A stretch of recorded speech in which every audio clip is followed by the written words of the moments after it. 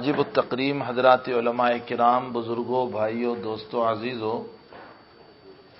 ویسے میری عادت ہمارے حضرت کے منع کرنے کی بنیاد پر موت اور نکاح کی مجلس میں جانے کی نہیں ہے۔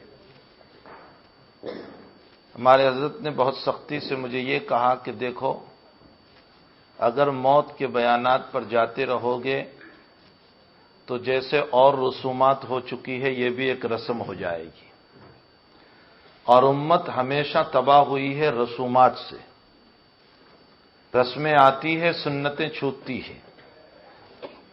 اور دوسرا، نکاح کے موقع پر بھی نہ جایا کرو، اس لیے کہ ہوتا یہ ہے کہ مقرر اپنی تقریر کر رہا ہے اور جتنی باتیں خلاف شرع کرنا ہوتا ہے وہ تو سب ہونے والی ہے۔ تو اس میں دو نقصان، ایک نقصان تو یہ ہوا کہ جیسے اور پروگرام نکاح کے ہوتے ہیں گویا کہ تقریر بھی ایک پروگرام ہو گیا، یہ شریعت سے مذاق ہو گئی۔ اور نمبر دو، نہیں جانتے تھے اور کوئی کام کر لیا تو ایک گناہ، اور جاننے کے بعد اس کے خلاف کریں گے تو ڈبل گناہ۔ للجاہل مرتن وللعالم مرتین، جاہل کو نہ جاننے والے کو ایک گناہ اور جاننے کے باوجود کرنے والے کو ڈبل گناہ۔ تو رات تقریر میں، بیان میں وہ باتیں بیان کی گئی جس کا جواز نہ ہو، اور صبح اگر وہی کام کریں گے تو جاننے کے باوجود کرنے پر امت ڈبل گناہ میں مبتلا ہو جائے گی۔ اس کے بجائے تقریر ہی نہ کی جائے۔ لیکن عزیزم علی عمران سلمہ پیچھے اتنے پڑ گئے، میں نے سوچا کہ یہ اسرائیل کی طرح میری جان لے کر رہے گا۔ میں نے کہا کہ میں اصلاح معاشرہ کے عنوان سے تو آ سکتا ہوں، باقی میت کے عنوان سے میں نہیں آ سکتا، اور میں اصلاح معاشرہ ہی سے متعلق کچھ باتیں کہوں گا۔ اور امت کو اس وقت اسی کی ضرورت ہے کہ معاشرہ کی اصلاح ہو۔ میں ابھی جمعرات کو اصلاح معاشرہ پر ایک دو باتیں یاد آ گئی۔ جمعرات کو میرے حضرت کی خدمت میں سہارنپور بیٹھا ہوا تھا، اسی جمعرات کو غیر مسلم 105 سال کے ایک وعید نے حضرت کے لیے دوائی بھیجی۔ کوئی صاحب لینے گئے تو حضرت نے ان سے کہا کہ بھائی تم نے سارے میری بیماریاں بتا دی تھی ان سے؟ کہا جی۔ کہا پیسے دیے؟ کہا پیسے تو دیے حضرت لیکن لیے نہیں۔ کہا دوائی اچھی دی ہے نا؟ تو کہا حضرت میں نے اس سے بہت کچھ کہا کہ ایسی دوائی دو کہ ساری بیماریاں جڑ سے ختم ہو جائیں۔ تو اس وعید نے ایک جملہ کہا کہ ساری بیماریاں ختم ہو جائیں ایسی دوا تو جنت میں ملے گی۔ میری زبان سے نکل گیا سبحان اللہ۔ حضرت نے مجھے فوراً ٹوکا کہ کیا سبحان اللہ، غلط بات ہے۔ اسے کیا پتا جنت میں بیماریاں ہی نہیں ہیں کہ دوائی کی ضرورت پڑے گی۔ وہاں کہاں بیماریاں ہیں کہ دوائیوں کی وہاں ضرورت پڑے گی؟ وہاں تو ہمارے سردار خان صاحب 32 سال کے جوان بن کر سامنے چلیں گے اور پتہ بھی نہیں چلے گا کہ ہمارے سردار خان صاحب ہیں۔ اس بہادری سے اللہ تعالیٰ ہر ایک کو جوانی عطا کر دے گا۔ اللہ ہم سب کا داخلہ اپنے فضل سے جنت میں فرما دے۔ اسی مجلس میں گفتگو ہوتے ہوتے ایک بات اور یاد آ گئی حضرت کو۔ فرمایا ہمارے علاقے میں مجھے کسی نے دعوت دی تھی، ہم اس کے مکان پہنچ گئے، یعنی جونپور کے علاقے میں۔ تو صاحب مکان نے اپنی بیوی سے کہا جلدی کھانا بناؤ، حضرت آ چکے ہیں، جلدی کھانا بناؤ۔ بیوی نے جواب دیا کہ بھئی بن رہا ہے، میں کوئی چولہے پر بیٹھ جاؤں کہ جلدی بن جاوے؟ تو شوہر نے یوں کہا، بہت سوچنے کی بات ہے، شوہر نے یوں کہا میں یہیں کھڑا رہتا ہوں، جلدی کھانا بناؤ۔ تو بیوی کہنے لگی کہ کیا یہاں کھڑے رہنے سے کھانا پک جائے گا جلدی سے؟ یہ کیا بے تکی بات کر رہے ہیں کہ میں یہاں کھڑا ہوں، جلدی کھانا پکاؤ۔ ہمارے حضرت نے اس بات کو نقل کرنے کے بعد فرمایا یہ دیہاتی عورتوں کا جواب ہے کہ کیا کھڑے رہنے سے کھانا پک جائے گا؟ کیا چولہے پر میں بیٹھ جاؤں فرمایا فہیم اور سمجھدار عورت اگر ہوتی تو یوں کہتی اپنی بیٹی سے, اپنی بہو سے, دیکھو ابا جی جلدی کر رہے ہیں, جلدی کھانا پکاؤ تاکہ ابا جی کو جلدی مہمانوں کو کھانا کھلا دے. فرمایا کھانا تو وقت ہی پر پکنے والا ہے, لیکن دوسری عورت کے جواب سے شوہر کو سکون ہوتا ہے اور پہلی عورت کے جواب سے شوہر کو برا لگتا ہے. یہ فرق ہے دونوں کے درمیان. اللہ کرے ہماری عورتوں میں یہ نظام آوے اور یہ سمجھنے کا سلیقہ آوے. یہی وجہ ہے کہ عجیب بات ہے, آپ قرآن کریم پر اگر مطالعہ کریں اور قرآن کریم پر اگر غور کریں, الحمدوں سے لے کر والناس تک پورا قرآن پڑھ لیں تو آپ کو تمام بیویوں سے متعلق اللہ جل شانہ نے امرأتن کا لفظ استعمال فرمایا. امرأت نوح, نوح کی بیوی, امرأت لوط, لوط کی بیوی, امرأت فرعون, فرعون کی بیوی, امرأت عزیز و مصر, عزیز مصر کی بیوی. سب کی بیویوں کو امرأتن کہا, الا ماشاءاللہ ایک دو ہیں ایسے واقعات کہ جس میں حضرت ابراہیم علیہ السلام ہے, ان کی بیوی کو قرآن نے زوجہ کہا ہے. لیکن ایک دو واقعے کو چھوڑ کر تمام عورتوں کو قرآن امرأتن سے تعبیر کر رہا ہے. اور جب ہمارے نبی علیہ السلام کا تذکرہ قرآن کرنے لگا تو کہیں بھی ہمارے نبی کی بیوی کو زوجہ, ہمارے نبی کی بیوی کو امرأتن نہیں کہا, زوجہ کہا. تبتغی مرضات ازواجک کل یا ایھا النبی کل لازواجک. ہمارے نبی کی بیویوں کو زوجہ سے تعبیر کیا اور اگلے تمام نبی یا دوسرے لوگوں کی بیویوں کو امرأتن سے تعبیر کیا. آخر وہ بھی تو بیویاں تھی, ان کو امرأتن کیوں کہا اور ہمارے نبی کی بیوی کو زوجہ کیوں کہا؟ حضرات, ہماری مائیں اور بہنیں اور بیٹیاں اس مسئلے پر غور کریں. عجیب نکتہ لکھا ہے صاحب ظلال القرآن نے, فرمایا امرأتن اس کو کہتے ہیں جو شوہر سے نکاح تو ہوا لیکن سکھ دکھ کی ساتھی نہیں بنی. اسی لیے نوح کی بیوی بیوی ہے لیکن نوح پر ایمان نہیں لائی. اگر سکھ دکھ کی ساتھی ہوتی تو نوح پر ایمان لے آتی. حضرت لوط کی بیوی بیوی ہے لیکن لوط پر ایمان نہیں لائی. عرض کرنے کا مطلب وہ صرف عورت تھی, اپنے شوہر کے ہر سکھ میں اور ہر دکھ میں شریک نہیں تھی. ہمارے نبی کی بیویاں وہ تھی جو اپنے نبی کے ہر سکھ میں ہر دکھ میں شریک ہیں اور ایسی شریک ہیں کہ مرض الوفات ہے. اللہ کے نبی اپنا سر پکڑ کر بیٹھے ہوئے ہیں, درد سر کی شکایت کر رہے ہیں, بے چینی اور اضطراب ہیں اور انتہائی درجہ پریشانیاں ہیں.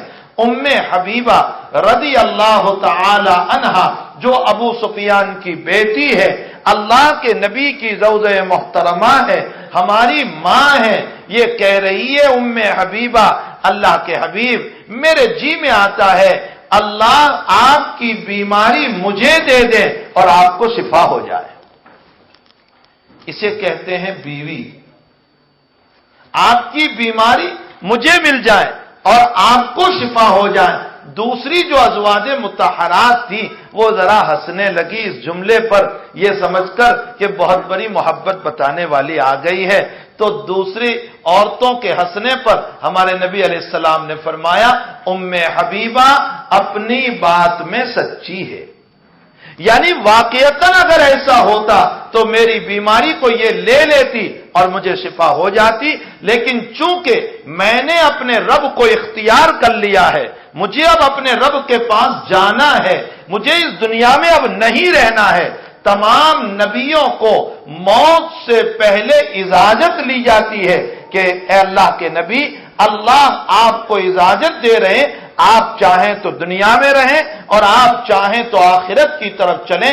جب تک نبی یہ نہیں کہہ دیتے کہ ہاں میری روح کو قبض کر لو, مجھے آخرت کی طرف چلنا ہے, وہاں تک نبی کی روح قبض نہیں کی جاتی. ہمارے نبی علیہ السلام کے پاس جبریل امین تشریف لائے اور فرمایا اللہ کے حبیب پاک صلی اللہ علیہ وسلم اللہ نے آپ کو سلام کہا اور یہ کہا ہے اگر آپ دنیا میں رہنا چاہیں تو بھی آپ کو اجازت ہے، اور اگر آپ ہماری طرف چلنا چاہیں تو بھی آپ کو اجازت ہے، آپ جس کو اختیار فرماتے ہیں۔ میرے نبی نے فرمایا میں اللہ کو ملنا چاہتا ہوں، مجھے اب اپنے اللہ سے ملنا ہے، اپنے اللہ کے پاس چلنا ہے۔ یہی وجہ ہے کہ جب اللہ کے حبیب پاک صلی اللہ علیہ وسلم پر اذا جاء نصر اللہ والفتح ورأیت الناس يدخلون فی دین اللہ افواجا، یہ سورت فتح مکہ کے بعد اتری ہے۔ عبداللہ ابن عباس رضی اللہ تعالیٰ عنہما حضرت عمر کی پارلیمنٹ کے آدمی تھے، سب سے نوجوان بچہ۔ اگر کوئی حضرت عمر کی پارلیمنٹ کا آدمی تھا تو وہ عبداللہ ابن عباس تھے، اور اسی لیے کچھ صحابہ کو اشکال بھی تھا کہ اتنے تو ہمارے بھی بچے ہیں لیکن ان کو پارلیمنٹ میں عمر نہیں بلاتے، اور عبداللہ ابن عباس کو کیوں بلاتے ہیں؟ حضرت عمر کو جب پتا چلا تو حضرت عمر نے حضرت عبداللہ ابن عباس کے علم کو لوگوں کو بتانے کے لیے ایک سوال قائم کیا اپنی پارلیمنٹ میں۔ ان کی پارلیمنٹ ہماری طرح لڑائی جھگڑوں کی نہیں ہوتی تھی، ان کی پارلیمنٹ کرسیاں اچھالنے والی نہیں ہوتی تھی، ان کی پارلیمنٹ سیاست اور غیبت اور برائیوں کی نہیں ہوا کرتی تھی، ان کی پارلیمنٹ میں مسائل کا حل ہوا کرتا تھا، شریعت کا حل کیا جاتا تھا، قرآن کی تفسیر سمجھائی جاتی تھی، احادیث مبارکہ سمجھایا جاتا تھا۔ ایک مسئلہ کھڑا ہو گیا اتنا بڑا کہ آیا مرد غسل کب کریں اور غسل کب واجب ہوتا ہے؟ آیا صرف دخول کے ذریعے سے غسل واجب ہو جاتا ہے یا پانی کے نکلنے پر غسل واجب ہوتا ہے؟ اتنا بڑا مسئلہ کھڑا ہو گیا۔ حضرت عمر نے اس سلسلے میں حضرات مہاجرین کو بلایا اور صحابہ سے مشورہ کیا حضرات مہاجرین سے، لیکن کوئی بات نہیں بن پڑی۔ انصار کو بلایا، کوئی بات نہیں بن پڑی۔ تو حضرت عمر نے سوچا اپنی بیٹی ہی سے پوچھ لوں، اس لیے کہ گھر کی بات تو عورتوں ہی سے پتا چلے گا۔ اپنی بیٹی کے پاس گئے اور فرمایا بیٹی دین کا مسئلہ ہے، حیا نہ کرنا، صاف صاف مجھے بتا دینا نبی علیہ السلام غسل کب فرماتے تھے؟ بیٹی شرما گئی، حضرت حفصہ نے منہ پہ ہاتھ رکھ دیا اور فرمایا ابا جی مجھے نہ پوچھو، ام سلمہ سے پوچھ لو۔ حضرت ام سلمہ رضی اللہ تعالیٰ عنہ سے پوچھا، حضرت ام سلمہ رضی اللہ تعالیٰ عنہ نے بتا دیا کہ میرے آقا صلی اللہ علیہ وسلم نفس دخول پر غسل فرماتے تھے، نہ یہ کہ پانی کے نکلنے پر۔ اب حضرت عمر نے اپنی پارلیمنٹ میں ایک اعلان کر دیا کہ دخول پر غسل واجب ہوگا۔ یہ ایسے مسائل تھے کہ جن کا حل کرنا ضروری تھا۔ اللہ کی طرف سے لاکھوں رحمتیں نازل ہو ہمارے ان اکابر پر، اگر وہ مسائل کو حل کر کے نہ جاتے تو خدا کی قسم آج یہ مسائل اور شریعت نکھر کے ہمارے پاس نہ آتی۔ حضرت عمر رضی اللہ تعالیٰ عنہ نے عبداللہ ابن عباس کے علم کو ظاہر کرنے کے لیے پارلیمنٹ میں سارے لوگ بیٹھے ہوئے اور ایک سوال قائم کیا، اذا جاء نصر اللہ والفتح کے اندر اللہ کیا بتانا چاہتا ہے؟ کوئی صحابی کہہ رہا ہے کہ فتح مکہ کی طرف اشارہ ہے، کوئی کہہ رہا ہے کہ اسلام کی فتوحات کی طرف اشارہ ہے، کوئی کیا اور کوئی کیا۔ عبداللہ ابن عباس سے پوچھا بیٹے تم بتاؤ حضرت اللہ اس میں کیا کہنا چاہتے ہیں؟ فرمایا اس میں نبی کی موت کی طرف اشارہ ہے۔ حضرت عمر فرماتے ہیں کیسے؟ سمجھاؤ، نبی کی موت کی طرف اشارہ یہ کیسے ہے؟ فرمایا اللہ کہتا ہے اذا جاء نصر اللہ، اللہ کی مدد آ جائے اور فتح مکہ ہو جائیں، ورأیت الناس، اور لوگوں کو جب دیکھ لو کہ لوگ جماعت کی جماعت اسلام میں داخل ہو رہی ہے تو اے میرے پیغمبر تیرا مشن پورا ہو گیا۔ جب پوری دنیا کا بیچ کعبۃ اللہ ہے اور وہاں اسلام آ گیا تو اللہ پوری دنیا میں اسلام کو پھیلا دے گا۔ ورأیت الناس یدخلون فی دین اللہ افواجا، تو کیا کرنا ہے تمہیں؟ فسبح بحمد ربک، اپنے رب کی تسبیح پڑھو، اپنے رب کی تسبیح پڑھو، استغفار کرو اور اس رب کی تحمید کرو، فسبح بحمد ربک واستغفرہ انہ کان توابا۔ گویا نبی کو یہ کہا گیا پیغمبر تیرا مشن پورا ہو گیا، اب تجھے ہماری طرف آنا ہے، اس لیے آخرت کی تیاری شروع کر دے، تسبیح پر، تحمید کر، استغفار کر۔ میرے بھائیوں، خصوصاً میرے باپ کی شکل میں جو لوگ موجود ہیں، یہ صورت ہمیں تنبیہ کر رہی ہے۔ بڑھاپا آ چکا ہے، داڑھی سفید ہو چکی ہے، چہروں پر نلکیاں پڑ رہی ہے، دنیا کو بہت پڑھ لیا، دنیا کو بہت آزما لیا، دنیا کو بہت کما لیا۔ جب نبی جیسے معصوم کو یوں کہا جا رہا ہے تسبیح پڑھو، تحمید کرو، استغفار کرو، تو ہم جیسے گنہگاروں کو تو بہت زیادہ اہتمام کرنا چاہیے۔ اس بڑھاپے کے اندر اب رب کی طرف جانے کی تیاری کرنی چاہیے۔ ہمارے حضرت کو ابھی کسی نے ایک کتاب پیش کی، حضرت نے فرمایا میں اس بڑھاپے میں کتاب کو پڑھ کر کیا کروں گا، جتنا پڑھنا تھا میں نے پڑھ لیا، اب تو میں اپنے اللہ کو پڑھتا ہوں، مجھے اب اس کے پاس جانا ہے۔ اور پھر رو پڑے اور رو کر کہنے لگے مجھے پتا نہیں ہے کہ میرے اس ڈھانچے سے میرا اللہ کیا معاملہ کرے گا۔ یہ اللہ کا خوف ہمارے قلب پر ہونا چاہیے، ہمارے قلب پر یہ خوف وارد ہونا چاہیے۔ بہرحال حضرت عبداللہ ابن عباس فرماتے کہ اس میں اللہ کے حبیب کی موت کی طرف اشارہ ہے، تو حضرت عمر نے فرمایا بیٹے جو تم سمجھے ہو وہ میں سمجھا ہوں۔ اس صورت کے اندر اللہ جل شانہ نے موت کی تیاری کی طرف اشارہ کیا۔ میں یہ کہنا چاہ رہا تھا کہ نبی کریم صلی اللہ علیہ وسلم کی بیویاں تھی۔ آپ کی بیویاں صرف عورت نہیں تھی، آپ کی بیویاں وہ بیویاں تھی آپ کی کہ ہر قدم پر آپ کے لیے تیار۔ خدیجۃ الکبریٰ رضی اللہ تعالی عنہا، اللہ کے لاکھوں سلام ہو اس خدیجۃ الکبریٰ کے اوپر۔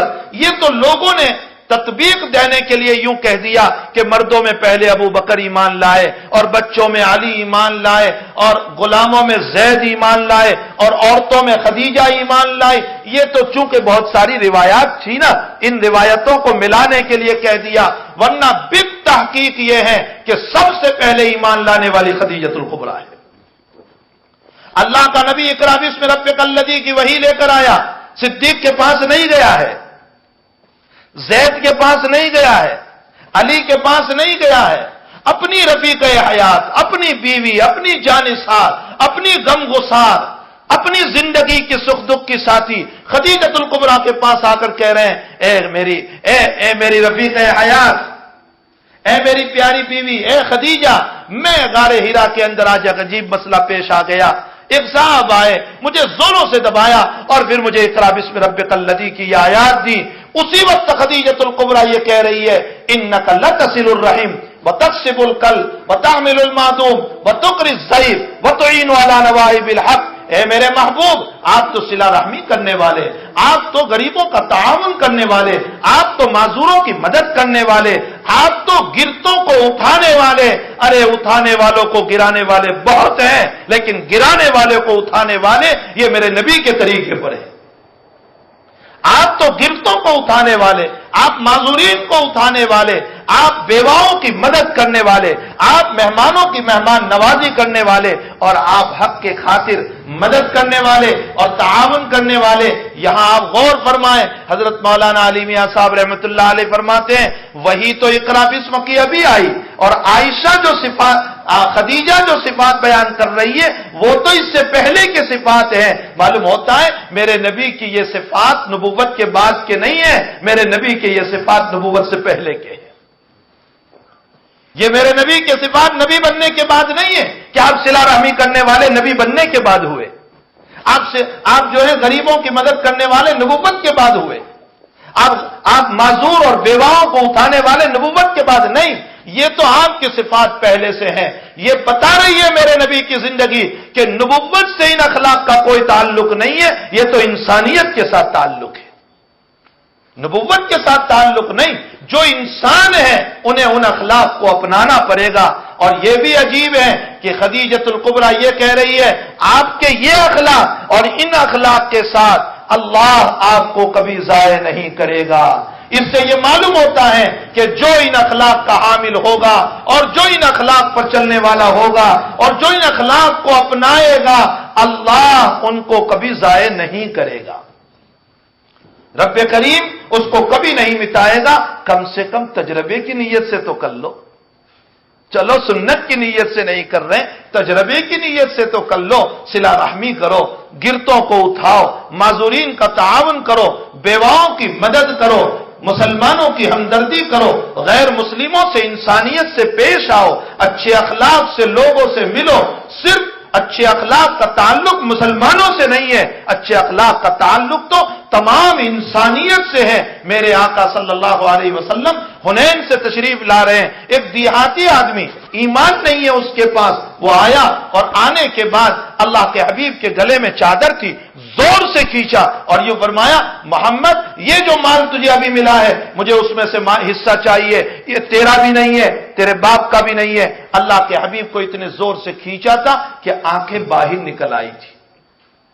آپ نے فرمایا چادر تو چھوڑ، اگر تو چھوڑے گا تو میں کچھ بولوں گا۔ چادر چھوڑی، نبی علیہ السلام نے فرمایا تجھ سے آنے سے پہلے سارا مال میں تقسیم کر چکا، اگر تو تھوڑا سا جلدی آتا میں تجھے بھی دے دیتا۔ وہ کہنے لگا مجھے مال چاہیے۔ اللہ کے حبیب نے بلال سے فرمایا کہیں سے قرضہ لے کر اس کو دو، میرے پاس آئے گا ہم قرض کو ادا کر دیں گے۔ انسانیت کا اخلاق کا تعلق انسانیت سے ہے، صرف اسلام سے نہیں ہے۔ یہ مسئلہ ہم بھول گئے، اور افسوس یہ ہے کہ جو مسلمان امت کو اخلاق پڑھانے آیا تھا وہ مسلمان اتنا بد اخلاق بن چکا ہے کہ جب ہم اخلاق کا حال دوسروں کے گلے میں دیکھتے ہیں تو ہمیں ایسا معلوم ہوتا ہے من تو شدم تو من شدی، ہم تم ہو گئے تم ہم ہو گئے۔ حقیقت حال یہ ہے، حضرت اقدس تھانوی نور اللہ مرقدہ فرماتے ہیں ایک بہو روپیہ تھا اور اس بہو روپیے کے گلے میں ایک ہار تھا، تو ایک دوست نے یوں کہا بھائی یہ ہار تو مجھے دے دے۔ بہو روپیہ کہنے لگا کہ اسی کی وجہ سے تو لوگ مجھے پاگل کہتے ہیں، اسی کی وجہ سے تو لوگ مجھے بہو روپیہ کہتے ہیں، اگر یہی تو نے لے لیا تو کون مجھے پاگل کہے گا۔ وہ رات میں سویا تھا، اس کے دوست نے آہستہ سے ہار نکال لیا اور خود پہن لیا۔ صبح میں جب یہ بہو روپیہ اٹھا تو اپنا ہار اپنے دوست کے گلے میں جب دیکھا تو اپنے کو دیکھتا ہے اور اس کو دیکھتا ہے، پھر دیکھتا ہے اور اس کو دیکھتا ہے، آخر میں اس کی زبان سے جملہ نکلا من تو شدم تو من شدی، میں تو ہو گیا تو میں ہو گیا۔ یہ جملہ ہم پر فٹ ہو رہا ہے، جب ہم اخلاق کو دوسروں کے گلے میں دیکھتے ہیں تو ایسا معلوم ہوتا ہے کہ من تو شدم تو من شدی، ہمارے سر پر اخلاق کا ٹوکرا تھا وہ ہم نے گرا دیا اور دوسروں کے سروں پر دیکھ رہے ہیں۔ دیکھیے مخبری کا نظام مسلمانوں میں ہے، غلط باتوں کا نظام مسلمانوں میں ہے، گرانے کا نظام مسلمانوں میں ہے، ذلیل کرنے کا نظام مسلمانوں میں ہے، چاپلوسی اور تملق کا نظام مسلمانوں میں ہے، اور اسلام کے خلاف پروپیگنڈا کرنا یہ ہمارے مسلمانوں کا طریقہ ہے۔ اللہ ہم سب پر رحم فرمائے۔ یاد رکھیں میرا نبی کہہ رہا ہے جس نے میرے امتی کو ستایا وہ کبھی بھی جنت میں نہیں جا سکتا ہے۔ یہ آقا صلی اللہ علیہ وسلم کا فرمان ہے، بخاری شریف کی روایت ہے جس نے میرے امتی کو ستایا بلا وجہ وہ کبھی جنت میں نہیں جا سکتا۔ دوسری روایت میں ارشاد فرمایا جس نے میرے امتی کو بلا وجہ ستایا جنت کی خوشبو 500 سال پہلے سے لگے گی لیکن اللہ اس کو محروم کر دے گا۔ اللہ تعالیٰ ہمیں اخلاق حسنہ سے مالا مال فرمائے۔ خدیجۃ الکبریٰ رضی اللہ تعالی عنہا اپنے پیغمبر صلی اللہ علیہ وسلم کو جن کلمات سے تعبیر کر رہی ہے اور جو اخلاق بیان کر رہی ہے، اور پھر یوں کہا کہ پیغمبر صلی اللہ علیہ وسلم آپ کے اتنے اونچے اخلاق، اللہ کبھی آپ کو ضائع تھوڑے ہی کرتا ہے۔ معلوم ہوتا ہے کہ ایسے اخلاق والوں کو کبھی اللہ دنیا میں مٹاتا نہیں ہے بلکہ اللہ ان کو عزت دیتا ہے۔ مجھے تو یہ بتانا ہے خدیجۃ الکبریٰ وہ رفیق حیات ہیں آپ کی کہ آپ نے جب اسلام کا اعلان کیا اور پہلی وحی لے کر خدیجۃ الکبریٰ جب تشریف لائے، نبی اکرم صلی اللہ علیہ وسلم تشریف لائے تو کس کی گود میں آپ نے سر رکھا تھا؟ یہی خدیجۃ الکبریٰ رضی اللہ تعالی عنہا کی گود میں، اور اسی خدیجہ نے انکار کے بجائے اقرار کیا اور ورقہ کے پاس لے گئی اور سارے مسئلے کی تفصیل سامنے آئی۔ معلوم ہوتا ہے سب سے پہلے ایمان لانے والی بالتحقیق ایک عورت ذات ہے خدیجۃ الکبریٰ رضی اللہ تعالی عنہ۔ اب خدیجہ کی قربانیاں، اللہ کے نبی نے جب اعلان کر دیا اپنی نبوت کا، یا ایھا المدثر کے بعد یاد رکھیے اقرا بسم کے بعد اعلان نہیں کیا ہے، اس لیے کہ اقرا بسم کے اندر کوئی تبلیغ کا مسئلہ نہیں تھا۔ اقرا بسم ربک الذی تو اللہ نے عقائد کے لیے اتاری تھی۔ کیا عقائد اس میں سکھائے گئے؟ اس میں عقائد یہ سکھائے گئے، پڑھیے اس رب کے نام سے، اقرا بسم ربک، اس رب کے نام سے پڑھیے جس نے آپ کو قلم سے علم سکھایا۔ الذی علم بالقلم علم الانسان ما لم یعلم، آپ نہیں جانتے تھے، آپ کو علم دیا۔ اور الذی خلق، جس نے تم کو پیدا کیا۔ ابھی عقائد آئے، ابھی تبلیغ نہیں آئی۔ اس کے بعد 2.5 سال کا زمانہ گزرا، پورے 2.5 سال کا کوئی وحی نہیں آتی تھی، ساری وحیاں بند ہو چکی تھی۔ اللہ کے حبیب دیوانے ہو چکے تھے عشق کے لیے۔ حدیث شریف میں آتا ہے آپ نکلتے تھے اور کہتے تھے وحی کیوں نہیں آ رہی ہے؟ رب ناراض ہو گیا، مولا ناراض ہو گیا۔ جب اور دل میں یہ ارادہ ہوتا تھا کہ میں کہیں گر کر کے مر جاؤں، دیوانے ہو چکے تھے وحی کے لیے۔ یاد رکھو، کوئی یہاں یہ نہ کہیں کہ سوسائڈ کا ارادہ کیا، یہ سوسائڈ نہیں ہے۔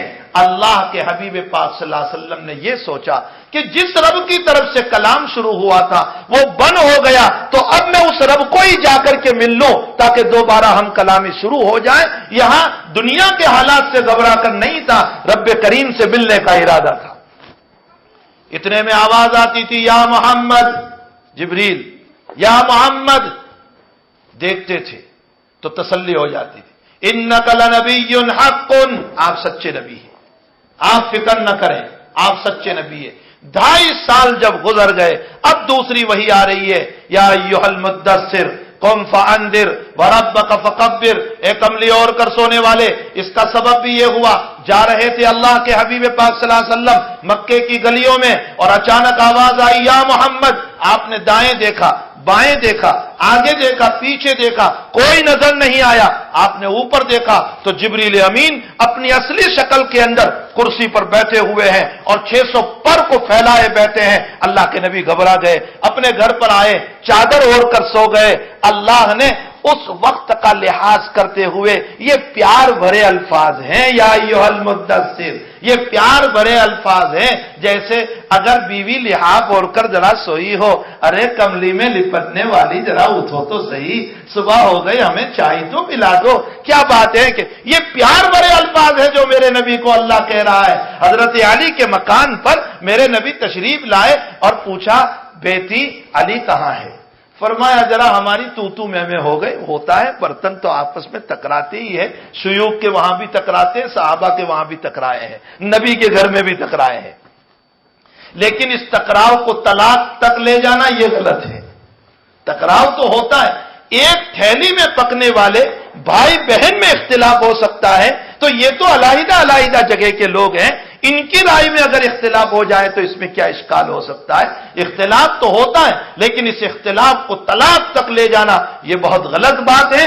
طلاق ایمرجنسی ایگزٹ ہے، طلاق جو ہے وہ تو ایمرجنسی ایگزٹ ہے، اگر کوئی راستہ نہیں نکلتا ہے تو اخیر میں شریعت نے راستہ دیا ہے، ورنہ قرآن یہ کہتا ہے حتی الامکان نبھانے کی کوشش کرو، نبھانے کی کوشش کرو، معاملات کو بنانے کی کوشش کرو۔ بہرحال اللہ کے حبیب پاک صلی اللہ تعالی علیہ وسلم حضرت علی کے وہاں تشریف لے گئے، پوچھا بیٹی علی کہاں ہے؟ فرمایا ذرا سا مسئلہ ہمارا گڑبڑی کا ہو گیا، ناراض ہو کر گھر سے چلے گئے، اب مولوی بیچارہ مسجد ہی میں تو جائے گا اور کہاں جائے گا؟ فرمایا علی مسجد میں ہوں گے۔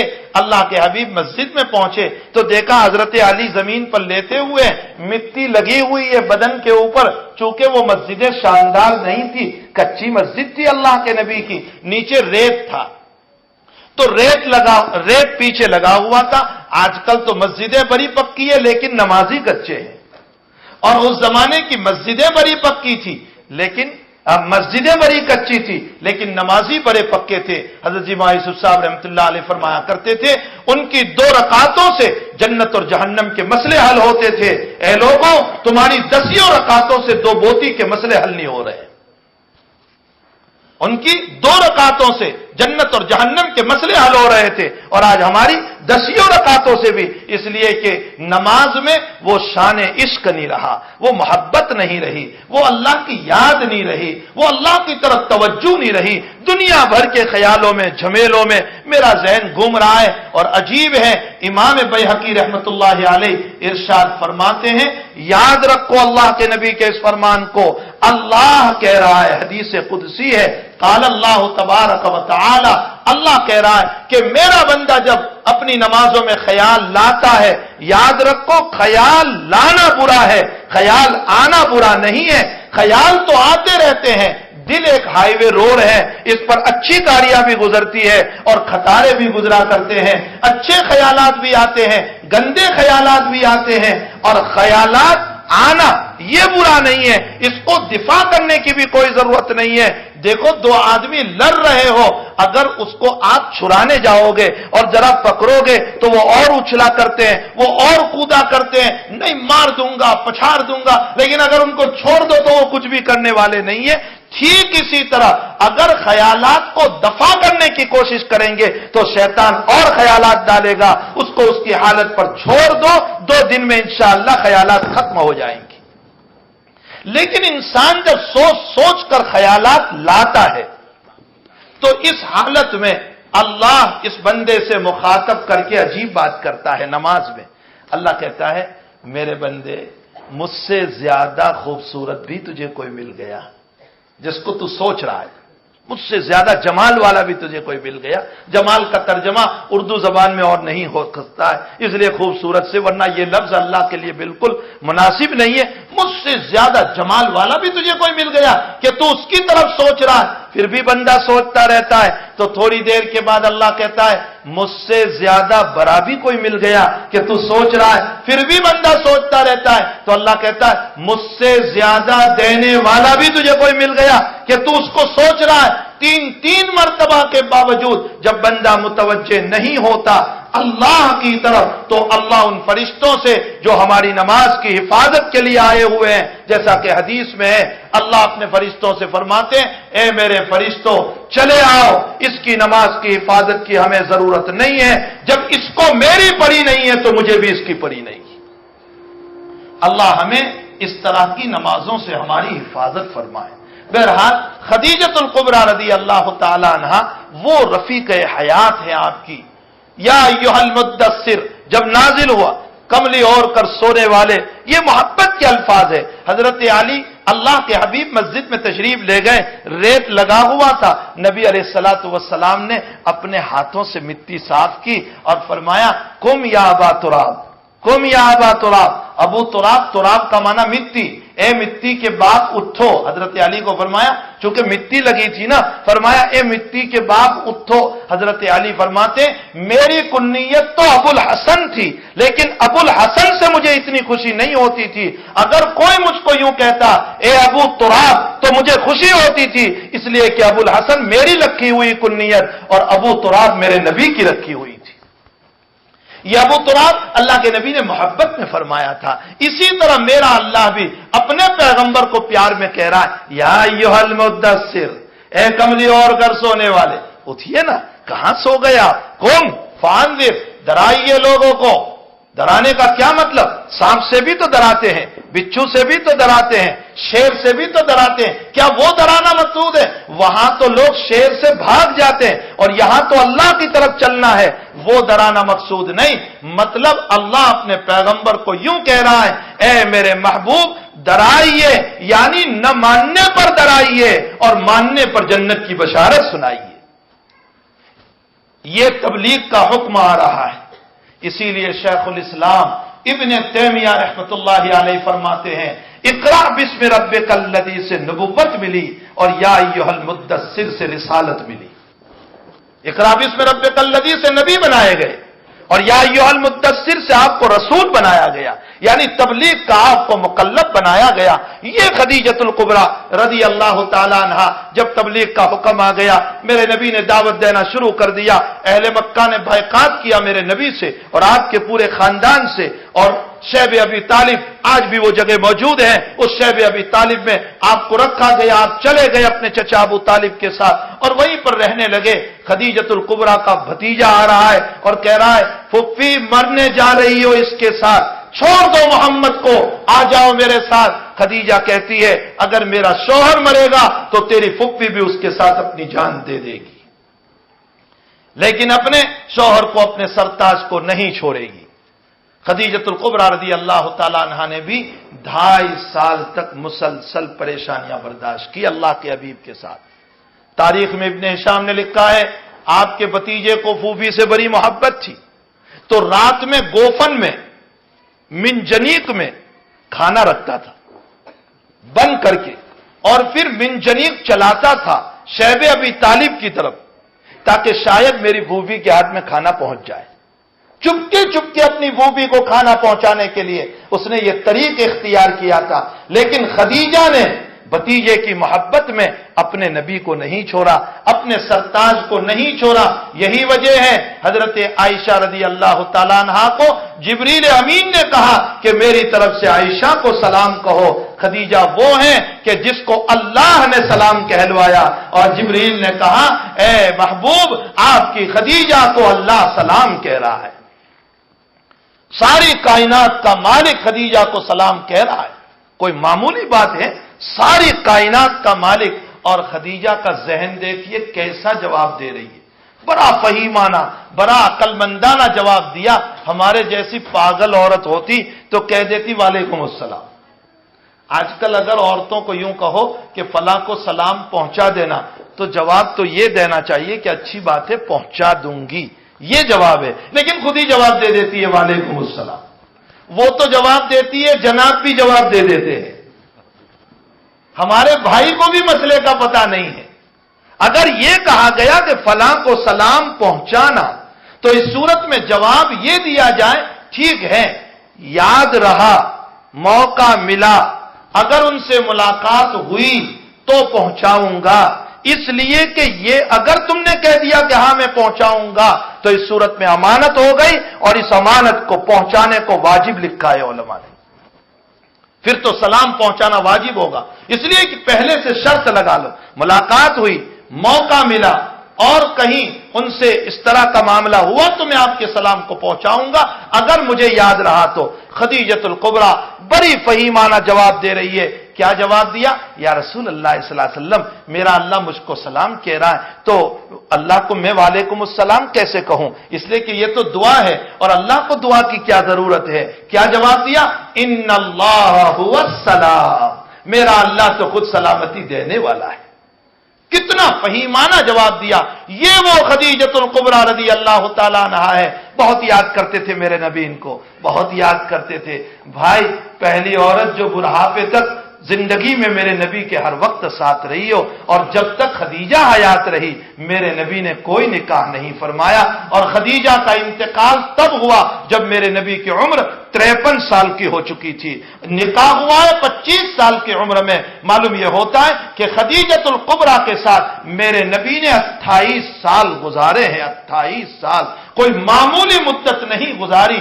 इसीलिए इतनी मोहब्बत और प्यार खदीजतुल कुबरा से था कि जब कभी जानवर ज़बह करते थे तो गोश्त थोड़ा सा खदीजा की सहेलियों को भी भेजा करते थे। और एक मर्तबा एक औरत आ गई, अल्लाह के हबीब ने चादर बिछा दी, उस औरत को बिठाया। जब वो औरत चली गई, हजरत आयशा पूछने लगी, थोड़ा सा मिजाज शक्की होता ही है शौकनों का। पूछा, ये कौन है? फरमाया, मेरी खदीजा की सहेली है। एक मर्तबा हजरत आयशा ने जज्बा में आकर यूं कहा, बुखारी की रिवायत है, अल्लाह ने मुझ जैसी जवान औरत दे दी। क्या उस बुढ़ी को याद करते रहते हैं जिसके गाल पिचका गए थे, जिसको मरे हुए लंबी जिंदगी गुजर गई? क्या उसको तुम याद करते रहते हो? मेरा नबी जवाब दे रहा है, आयशा, मेरी खदीजा के बाप में मुझे तकलीफ न पहुंचाओ। उसने मेरा तब इकरार किया जब सारे लोग इनकार कर रहे थे, और उसने अपना माल तब कुर्बान किया जब लोग मुझसे भाग रहे थे, और उसने अपनी गोद में तब सुलाया जब कोई अपने मकान में मुझे सुलाने के लिए तैयार नहीं था। इसलिए मेरी खदीजा की कुर्बानियां हैं। बुखारी शरीफ की रिवायत है, अल्लाह ने मेरे खदीजा को वो मकान दिया जन्नत में कि तेज रफ्तार घोड़ा, एक रिवायत के मुताबिक 30 मीटर या 30 मील और एक रिवायत के मुताबिक 30 साल अगर घोड़ा दौड़ता रहे तब भी मेरे खदीजा का मकान खत्म नहीं होगा। अल्लाह ताला ने वो नेमत अता फरमाई। बहरहाल मैं ये कह रहा था कि अल्लाह के हबीब पाक सल्लल्लाहु अलैहि वसल्लम पर अपनी जानिसार करने वाली ये खदीजतुल कुबरा, ये उम्मे हबीबा, ये आयशा, ये उम्मे सलमा, ये सारी अज़वाज मुत्तहरात नबी करीम सल्लल्लाहु अलैहि वसल्लम की हकीकत में ज़ौजाएं थी। सिर्फ औरत नहीं थी बल्कि ज़ौजाएं थी। अल्लाह हमारी बेटियों को, हमारी बहनों को भी ज़ौजा बनने की तौफीक अता फरमाए। बीवी बनकर जिंदगी गुजारना कोई कमाल नहीं है कि शौहर के साथ खाया पिया और बच्चे पैदा हो गए, ये कोई कमाल नहीं है। कमाल तो ये है कि अगर शौहर खुश है तो औरत भी खुश है। शौहर पर हालात है, औरत साथ और सपोर्ट देने वाली है, मदद करने वाली है, कदम कदम पर उसको लेकर चलने वाली है, उसे औरत कहा जाता है, उसे ज़ौजा कहा जाता है। अल्लाह के हबीब पाक सल्लल्लाहु अलैहि वसल्लम का कुरान हमको इस बात की और भी एक तालीम देता है कि कुरान करीम में अलहम्दु से लेकर वन्नास तक आप पूरे कुरान को पढ़ लीजिए।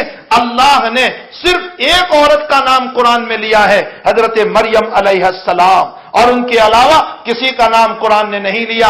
सब औरतों को इमराअतुन से ताबीर कर रहा है, ज़ौजतुन से ताबीर कर रहा है, लेकिन नाम कुरान में किसी का अल्लाह ने नहीं लिया। क्या अल्लाह को पता नहीं था कि नूह की बीवी का क्या नाम है? क्या अल्लाह को पता नहीं था कि मोहम्मद सल्लल्लाहु अलैहि वसल्लम की बीवी का क्या नाम है? क्या अल्लाह को पता नहीं था कि फिरौन की बीवी का क्या नाम है? क्या अल्लाह को पता नहीं था कि लूत की बीवी का क्या नाम है? अजीज मिस्र की बीवी का क्या नाम है? सारी औरतों के नाम का पता था, लेकिन फिर भी मेरे अल्लाह ने उनका नाम नहीं लिया। ए कुरान के पढ़ने वालों, बहुत गौर से सुनो। तुम्हें एक उसूल दिया, तुम्हें एक ज़ाब्ता दिया, तुम्हें एक मसला दिया, और वो मसला ये है कि हमने जो मरियम का नाम लिया है वो एक जरूरत की वजह से लिया है, और वो जरूरत ये कि उसके बेटे को लोगों ने खुदा बना दिया, ईसा को रब कह दिया, इसलिए हमें नाम लेना पड़ा कि क्या तुम उसको रब कह रहे हो? उसकी मां तो मरियम है जिससे ये पैदा हुआ है। जरूरत की वजह से नाम लिया, बाकी औरतों के नाम लेने की जरूरत नहीं थी, इसलिए हमने उनका नाम नहीं लिया। कुरान के पढ़ने वालों, अल्लाह तुम्हें उसूल दे रहा है कि तुम भी अपनी बेटियों का नाम, अपनी बीवियों का नाम पराये मर्दों के सामने बिला जरूरत के न लिया करो। हां, जरूरत है सरकारी दफातर में लिखाने की, पासपोर्ट का मसला है तो वहां तो आप नाम लिखवाओ या फोटो भी दो, वरना बिला जरूरत पराये मर्दों के सामने अपनी बेटी और बीवी के नाम लेकर न बोला करो, इसलिए कि बाज लोग नाम से भी लज्जत हासिल करते हैं।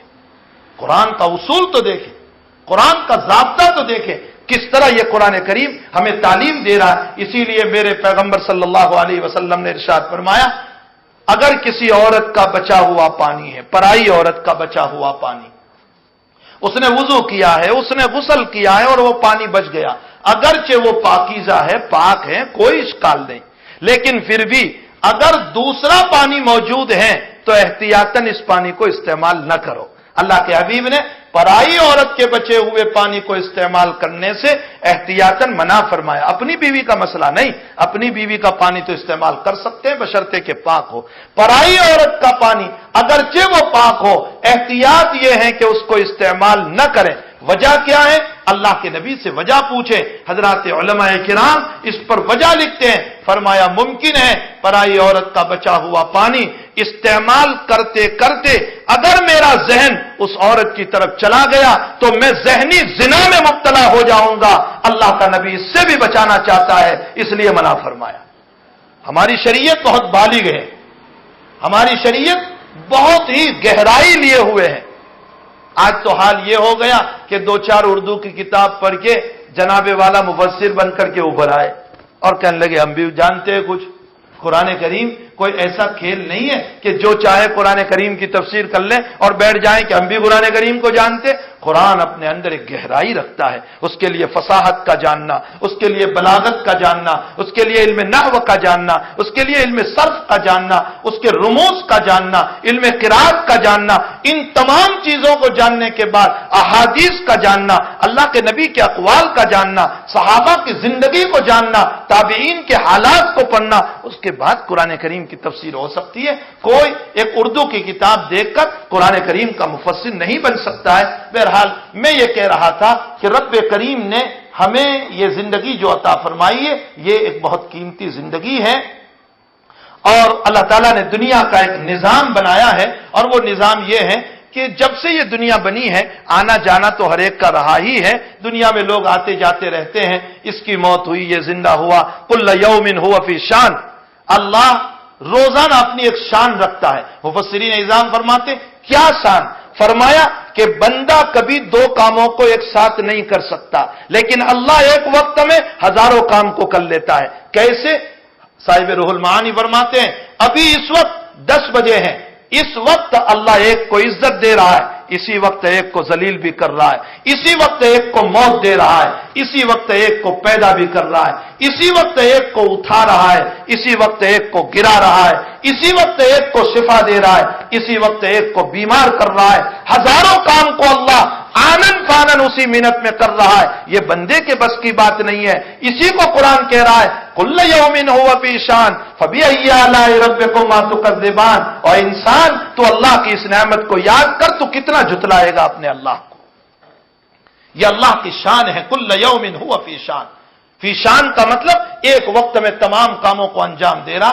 تو کائنات کو جو اللہ نے بنایا ہے اس کو تو آنی جانی ہی بنائی ہے. آ رہے جا رہے، دنیا کا بڑا بھی مر رہا ہے، دین کا بڑا بھی مر رہا ہے. فرعون، حامان، قارون، شداد سب مرے، اور دین کے اعتبار سے آدم سے لے کر عیسیٰ علیہ السلام تک، بلکہ ان کے بعد محمد الرسول اللہ صلی اللہ علیہ وسلم کو بھی موت آئی. موت کا جھٹکا تو ہر ایک کو لگا. قرآن نے کہا انک میت وانہم میتون. اے پیغمبر آپ بھی مرنے والے ہیں، یہ بھی مرنے والے ہیں. ثم انکم یوم القیامت. یہ جس مسئلے میں لڑ رہے ہیں نا کہ ہم سچے ہیں، ہمارا مذہب سچا ہے، ہمارا مذہب سچا ہے، وہ کہہ رہا ہے ہمارا مذہب سچا ہے، جس مسئلے میں لڑ رہے ہیں نا، فیصلہ میں کروں گا قیامت کے دن. میرے ہاتھ میں ہے فیصلہ، میں قیامت کے دن کروں گا. کوئی کہے کہ عیسیٰ علیہ السلام کو موت نہیں آئی، وہ بھی دنیا میں آئیں گے، ان کو بھی موت آئے گی، ان کا بھی مرنا ہے. ان کی بھی جگہ دفن کی بتائی گئی کہ اللہ کے حبیب کے پڑوس میں ان کو دفن کیا جائے گا. موت تو ہر ایک کو اللہ تعالیٰ دیتا ہے، حتیٰ کہ اخیر میں روح قبض کرنے والے اسرائیل کو بھی اللہ موت دینے والا ہے، جبریل کو بھی موت دینے والا ہے، میکائیل کو بھی موت دینے والا ہے، اسرافیل کو بھی موت دینے والا ہے. ارے چھوڑیے ان فرشتوں کو، اللہ کے عرش کو اٹھانے والے فرشتے، اللہ آخر میں ان کو بھی موت دینے والا ہے. اب دنیا میں تنے تنہا اللہ ہوگا. وہ جھٹکا قیامت کا حدیث شریف میں عجیب مضمون حدیث شریف میں میرے پیغمبر نے جو کھینچا ہے اس کو میں ذرا وسعت کے ساتھ بیان کروں کہ تاجر دکان پہ جا رہا ہوگا، درزی کپڑے کو کاٹ رہا ہوگا، بیوی عورت اپنے بچے کو دودھ پلا رہی ہوگی، کسان اپنی کھیتی میں ہل چلا رہا ہوگا، تاجر اپنے دکان پہ کاروبار برابر باتوں میں لگا ہوا ہوگا، ایک نکاح والا اپنی نکاح کی تیاری میں چل رہا ہوگا. یہ پورے کے پورے خوش ہوں گے. تاجر سمجھ رہا ہوگا ابھی اتنا کاروبار شام تک میں کر لوں گا، درزی سمجھ رہا ہوگا شام تک میں اتنے کپڑے سی لوں گا، فلاں سمجھ رہا ہوگا کھیت اتنا جوت لوں گا. یہ ساری سوچوں میں چل رہے ہوں گے، اور جھٹکا مالک کا لگے گا، اور ایسا لگے گا کہ آسمان بھی ٹوٹے گا، زمین بھی پھٹے گی، سمندر کا سیلاب امن دیا جائے گا، اور کائنات ریزہ ریزہ ہو کر کے ایک منٹ کے اندر اللہ ختم کر کے رکھ دے گا. اب فرشتے بھی ختم، اسرائیل بھی ختم، جبریل بھی ختم، اور میکائیل بھی ختم، اور اسرافیل بھی ختم، حاملان عرش اللہ کے عرش کو اٹھانے والے وہ بھی ختم. کائنات میں صرف تنے تنہا رب رہے گا. اسی لیے حدیث قدسی میں بخاری شریف میں اللہ نے فرمایا پہلے بھی میں اکیلا تھا، اخیر میں بھی میں اکیلا رہوں گا. پھر میں سوال کروں گا لمن الملک اليوم، لمن الملک اليوم للہ الواحد القہار. کس کی حکومت ہے آج بتاؤ؟ کون جواب دے گا؟ سارے بادشاہ مرے پڑے ہیں، ساری کائنات مری پڑی ہے، سارے فرشتے مرے پڑے ہیں، کون جواب دے گا اللہ کو؟ اللہ کہتا ہے میں ہی جواب دوں گا. للہ الواحد القہار، للہ الواحد القہار. فرمایا آج زبردست غصے والے خدا کی حکومت ہے. اور ایک عجیب مسئلہ ہے، الحمدللہ رب العالمین کی روزانہ سورت آپ پڑھتے ہیں نا، ایک لفظ ہے، اللہ کہتا ہے مالکی یوم الدین، میں قیامت کے دن کا مالک ہوں۔ حالانکہ بھائی اللہ تو قیامت کے دن مالک بن کر نہیں بیٹھے گا، حاکم بن کر بیٹھے گا، جج بن کر بیٹھے گا۔ اللہ خود کہہ رہا ہے میں فیصلہ کروں گا، سب کے نام اعمال لائے جائیں گے، میں فیصلہ کروں گا۔ تو حاکم بن کر وہ تو بیٹھنے والا ہے، مالک کا کیا مطلب؟ مالک تو اب بھی ہے، وہ دنیا میں بھی وہی مالک ہے، آخرت میں بھی وہی مالک ہے۔ مالک تو ہر وقت ہے، قیامت میں تو حاکم بن کر بیٹھنے والا ہے۔ یہاں یوں ہونا چاہیے تھا، حاکم یوم الدین، میں قیامت کے دن فیصلہ کرنے والا ہوں۔ حاکم نہیں کہا، اس نے مالک کہا۔ حکمت کیا ہے؟ علامہ راضی رحمۃ اللہ علیہ عجیب حکمت بیان فرماتے ہیں۔ علامہ راضی علیہ الرحمہ فرماتے ہیں، لیکن راضی کی اس بات کو سمجھنے سے پہلے ایک مثال سمجھو۔ اگر سیشن کورٹ نے کسی کو پھانسی کا حکم دے دیا تو پھر وہ انسان ہائی کورٹ میں جاتا ہے، ہائی کورٹ بھی اگر اس سزا کو باقی رکھتی ہے تو وہ انسان سپریم کورٹ میں جاتا ہے۔ سپریم کورٹ میں جا کر اخیر میں جب وہ جج سپریم کورٹ کا بھی وہی سزا کو باقی رکھتی ہے تو اس صورت میں یہ مجرم ہاتھ جوڑ کر کہتا ہے، اس لیے کہ اخیر میں فیصلے کے وقت اس کو پوچھا جاتا ہے تجھے کچھ کہنا ہے، وہ ہاتھ جوڑ کر کہتا ہے مجھے معاف کیجئے، میں حکومت کی اب غداری نہیں کروں گا، میں یہ جرم نہیں کروں گا، آپ مجھے معاف کر دیجئے، سزائے موت نہ سنائیے مجھ کو، جو فیصلہ کرنا ہو دوسرا کر دیجئے، مجھے 15 سال جیل میں ڈال دیجئے، لیکن یہ فیصلہ آپ سزائے موت کا نہ کیجئے، میرے بچے بہت چھوٹے چھوٹے ہیں، معصوم ہیں، میرے معصوم بچوں کو کون کھلائے گا؟ یہ بہت روتا ہے۔ تو اس موقع پر جج کے دل میں رحم آ جاتا ہے، لیکن جج چونکہ قانون کا پابند ہے اس لیے رحم کھا کر معاف نہیں کر سکتا۔ اس کو تو قانون کی ماتحت وہی فیصلہ سنانا ہوگا کہ تجھے سزائے موت ہے، اس لیے کہ تیرا جرم ویسا ہی ہے۔ جب حاکم، جج اور سپریم کورٹ کا جج قانون کے تابع ہو کر اس کو یہی فیصلہ دوبارہ برقرار رکھتا ہے تو اخیر میں یہ انسان صدر جمہوریہ کے پاس پہنچتا ہے، جس کو ہم راشٹرپتی کہتے ہیں، راشٹرپتی کے پاس وہ پہنچتا ہے اور کہتا ہے آپ ہمارے ملک کے بڑے ہیں، آپ ہمارے ملک کے مالک ہیں، میں آپ کی رعایا ہوں، آپ سے معافی مانگ رہا ہوں کہ آپ میری سزائے موت کو موقوف کر دیجئے۔ ہزاروں کیس پینڈنگ پڑے ہیں نا یہ سزائے موت کے، راشٹرپتی کے پاس ہزاروں کیس وہاں پڑے ہوئے، یہ بھی جا رہا ہے، کہہ رہا ہے مجھے معاف کر دیجئے، سزائے موت نہ سنائیے، پھانسی کا حکم مجھے نہ دیجئے، جو سزا دینا ہو دے دیجئے، لیکن میں نہیں چاہتا ہوں کہ مجھے سزائے موت دی جائے۔ اگر صدر جمہوریہ معاف کر دے، راشٹرپتی اگر معاف کر دے تو سپریم کورٹ کو بھی پوچھنے کا حق نہیں ہو سکتا ہے کہ تم نے کیوں معاف کیا، سیشن کورٹ کو بھی پوچھنے کا حق نہیں ہو سکتا ہے کہ کیوں معاف کیا، ہائی کورٹ کو بھی پوچھنے کا حق نہیں ہو سکتا ہے کہ کیوں معاف کیا، اس لیے کہ صدر جمہوریہ یہ کہے گی کہ یہ میری رعایا ہے، میرا ملک ہے، میں جسے چاہوں معاف کر دوں اور جسے چاہوں سزا دوں، تم کون پوچھنے والے؟ تم قانون کے تابع ہوتے ہو، میں قانون کے تابع نہیں ہوں، مجھے میرے حق میں ہے، میں مالک ہوں اور مالک کو حق ہوتا ہے معاف کرنے کا اور سزا دینے کا۔ جب یہ مثال آپ کی سمجھ میں آ گئے تو اب سمجھیے علامہ راضی فرماتے ہیں اللہ بھی یہ کہنا چاہتے ہیں میں قیامت کے دن حاکم اور جج بن کر نہیں بیٹھوں گا کہ کوئی قانون کا میں پابند بن کر تھوڑے ہی بیٹھوں گا، میں مالک بن کر بیٹھوں گا، جسے چاہوں گا معاف کروں گا اور جسے چاہوں گا سزا دوں گا، کسی کو مجھے پوچھنے کا حق نہیں ہوگا۔ بڑی زبردست حکمت علامہ راضی نے لکھی ہے، اگر اس حکمت پر غور کر لیں تو اس صورت میں اب ان ساری روایتوں کو اٹھا کر کے آپ دیکھ لیں، مسلم شریف کی روایت ہے کہ دو آدمی اللہ ان دونوں کو فیصلہ کرے گا جاؤ جہنم کے اندر، ایک تو دوڑتا ہوا جہنم میں گرے گا اور دوسرا کچھ چلے گا اللہ کو دیکھے گا، کچھ چلے گا اللہ کو دیکھے گا۔ اللہ اس کو بلائیں گے کیا بات ہے، میرا حکم تو نے نہیں سنا، جا جہنم میں تجھے کہا، بار بار تو مجھے کو دیکھ رہا ہے۔ وہ کہے گا اے اللہ دنیا میں تیرے رحمت کے تذکرے بہت سنے تھے، میں آج دیکھنا چاہتا ہوں کہ تجھے مجھ پر رحم آتا ہے یا نہیں، اس لیے میں تجھے بار بار دیکھ رہا ہوں۔ اللہ کہے گا میری رحمت پر اتنا اعتماد، جاؤ اس اعتماد کی بدولت تمہیں معاف کرتا ہوں۔ اب اللہ کو کون پوچھے گا کہ کیوں معاف کر دیا تو نے؟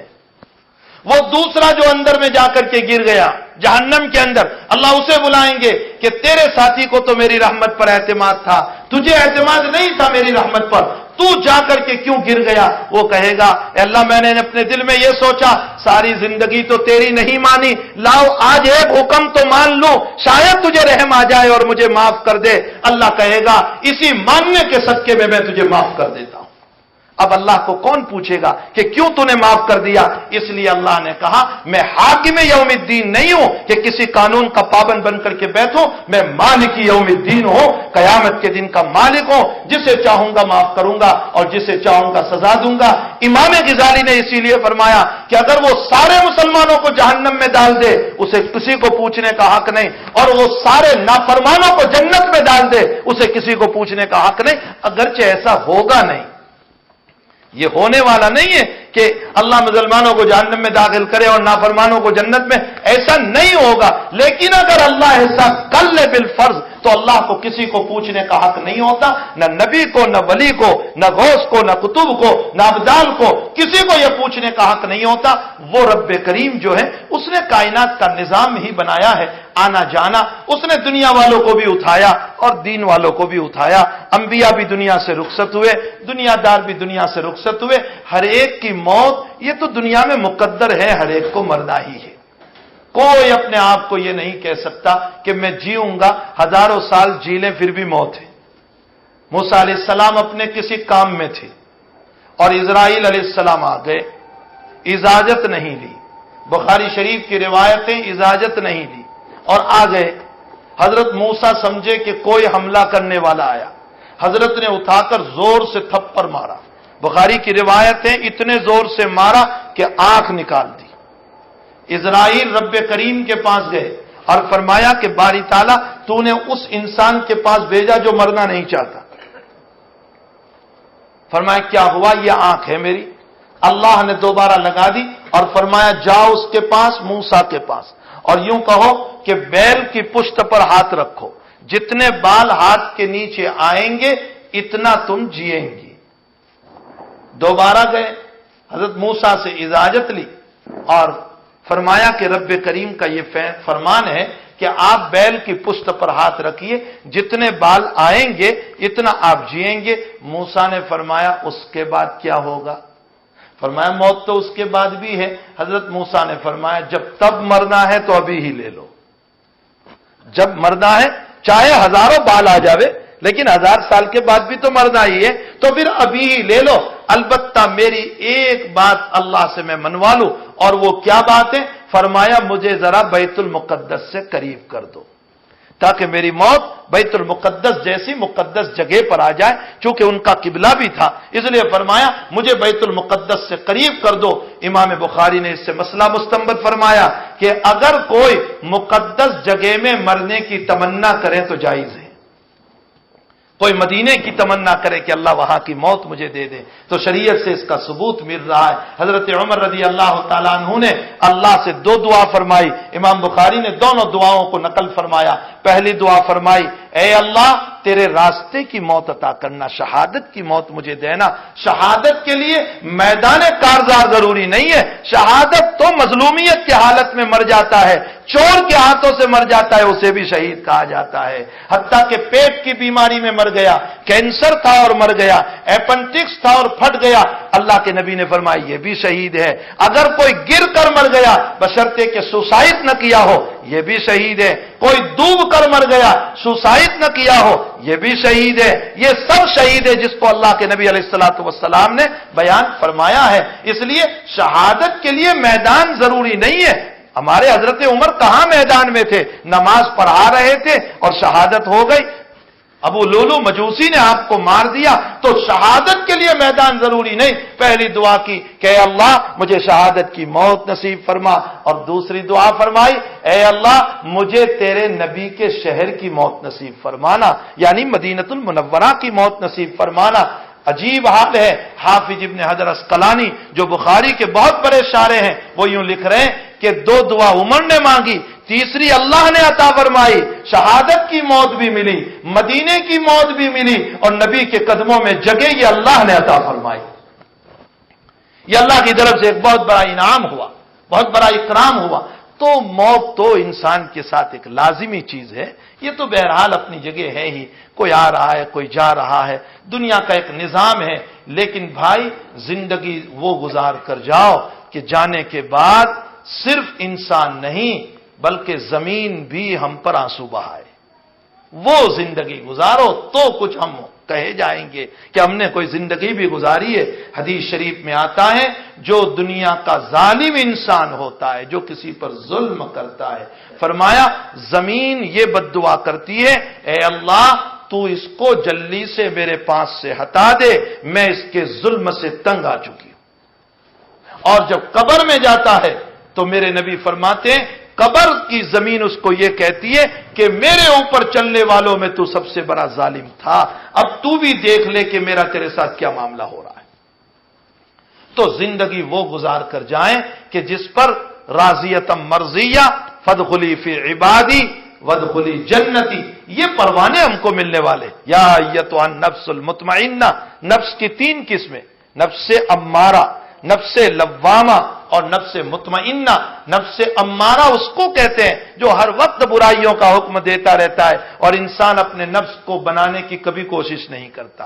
بھائی اللہ والوں سے تعلق جوڑو، اہل اللہ سے ملو، ان کے قدموں میں بیٹھو، اپنے نفس کو جو ہمیں غلط پتیاں پڑھا رہا ہے اس کو دفع کرنے کی کوشش کرو، اپنے قلب کو مجلہ کرو، اپنے قلب کو منور بنانے کی کوششیں کرو، اور یہ باتیں گھر بیٹھے نہیں ملتی ہے، یہ اللہ والوں کی جوتیاں سیدھی کرنے سے ملتی ہے، ان کے قدموں میں بیٹھنے سے ملتی ہے۔ یہ مجھے منہ پر تعریف نہیں کرنا چاہیے، ہمارے سردار خان صاحب جو ہیں، میں ان کی تعظیم اور تکریم کیوں کرتا ہوں اس کی پہلی وجہ آپ کو بتاؤں، یہ بہت بڑے ہمارے بزرگوں میں سے جناب حضرت مجزی علادتہ رحمت اللہ تعالی علیہ جو صاحب کشف آدمی تھا، مستجاب الدعوات شخصیت تھی، انہوں نے ان کو اجازت دی، کچھ دیکھا ہوگا تو اجازت دی ہوگی، اور ان کے علاوہ بزرگوں کے نور نظر میں اس بنیاد پر، چونکہ میرے بڑوں کی ان پر نظر پڑی ہے، اس بنیاد پر میں ان کی تکریم و تعظیم کرتا ہوں۔ جب تک ہم اپنے آپ کو اللہ والوں سے نہیں جوڑیں گے، ہمارے قلوب صاف نہیں ہوں گے، یہ حسد سے بھرے ہوئے، یہ غیبت سے بھرے ہوئے، یہ نفرتوں سے بھرے ہوئے، یہ عداوتوں سے بھرے ہوئے، یہ ذلتوں کے پلان بنانے والے ہمارے قلوب، اللہ مسلمانوں کو معاف فرمائے۔ جتنی گراوٹ پر مسلمان آیا ہے، خدا کی قسم یہ زمین اور آسمان ہم پر آج ٹوٹنے کے لیے تیار ہے۔ ہم جن گراوٹوں پر آ چکے ہیں، مسلمان مسجد میں اچھا لگتا ہے، مسجد سے باہر اس کے کاروبار تو دیکھو، مسجد سے باہر اس کے اعمال تو دیکھو۔ کسی زمانے میں مسجد کے دروازے پر ہماری غیر مسلم عورتیں اور ہماری بہنیں اپنے چھوٹے سے بچے کو لے کر دعا کرانے آتی تھی اور کہتی تھی اے بھائی نماز پڑھنے والوں ذرا میرے بچے کو دم کر کے چلے جاؤ، میرا بچہ بیمار ہے۔ لیکن وہ بھی بند کر دیا، اس لیے کہ وہ بھی سمجھ رہے ہیں کہ پہلے کم سے کم یہ مسجد میں بھی اچھا تھا، اب تو یہ مسجد میں بھی بگڑ چکا ہے۔ لڑائی مسجد میں، اپنا مقام مسجد میں بتانا، اپنا پوزیشن مسجد میں بتانا، مسجد کو لڑائی کا اکھاڑا بنانا۔ ترمذی کی روایت ہے کہ آخری زمانے میں جو 14 فتنے رونما ہونے والے ہیں، اس میں ایک فتنہ یہ بھی ہوگا کہ مسجدوں میں شور خوب ہوگا۔ اور فتنہ کیا ہوگا؟ فرمایا اللہ کے حبیب پاک صلی اللہ علیہ وسلم نے 14 نشانیاں بیان فرمائی۔ شراب عام ہو جائے گی، گانا عام ہو جائے گا۔ ہمارے جوان کو دیکھ لیجئے، ہر ایک کے موبائل پر گائن جو ہے، جو رنگ ٹون رکھا ہوا ہے وہ گائنوں کا رکھا ہوا ہے، کان سب کے گائنوں سے بھرے ہوئے۔ ایک مسئلہ آپ کو بتاتا چلو، معاف فرمائے میرے بھائیوں، اگر ہم نے اپنا رنگ ٹون گائن سے رکھا ہے اور کسی نے ہم کو فون کیا اور اس کو گائن سنائی دیا، جب تک وہ گائن اس کے کان میں پڑتا رہے گا وہ نہیں سننا چاہتا ہے لیکن مجبور ہے، اس نے ہم کو فون کیا ہے، جتنی دیر گائن اس کے کان میں پڑے گا اتنی دیر ہم ہی گنہگار بنیں گے، اس کو سنانے کا ذریعہ ہم بنیں۔ ہمارے ہی اعمال کے ٹھکانے نہیں ہے، کہاں دوسروں کی برائی اپنے سر پہ لے رہے۔ کوئی کہہ رہا ہے کہ کمپنی دے رہی ہے، غلط بات ہے، کمپنی آپ کو پوچھتی ہے کہ کیا آپ کو اس رنگ ٹون کی ضرورت ہے؟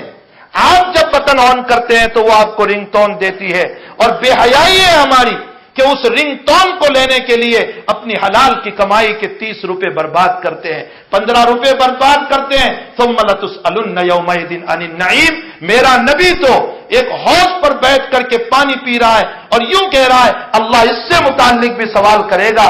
جب ایک پیاسا آدمی انتہائی پیاس میں ڈوبا ہوا ہے پھر بھی یہ کہہ رہا ہے کہ اس پانی پر پوچھ ہوگی، تو بتائیے 15 اور 30 روپے جو حرام کے اور ناجائز کاموں میں دے رہے ہیں کیا اس پر ہماری پوچھ نہیں ہوگی؟ کتنا سخت مسئلہ ہے۔